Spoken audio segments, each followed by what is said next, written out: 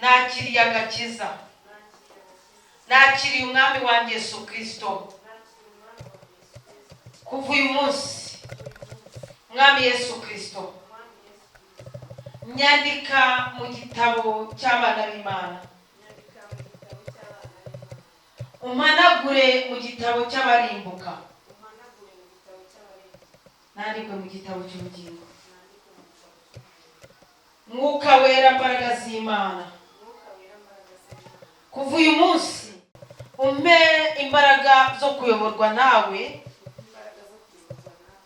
mu nzira yo gukora ibyo gukiranuka. Kuva uyu munsi mpamirije imbere y'itorero ndetse n'imbere y'Imana mu butatu bwera, n'imbere y'abahamya yuko mpindutse umwana w'Imana.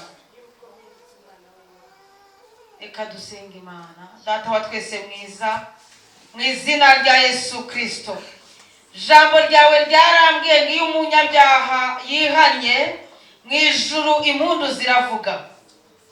Abakobwa bawe baciye bugufi imbere yawe, bamaze gukontorora iminsi y'imfabusa banyuzemo, bafashiye icyemezo cyo guhinduka abana b'Imana. Nyemerera mu izina rya Yesu Kristo aka kamwanya nyaguhora yabo yandikwe mu gitabo cy'ubugingo, maze ubwo uzahagarara mu kirere uje gutwara itorero, amazina yabo Uwiteka Imana uzayahamagare nabo bakumve kandi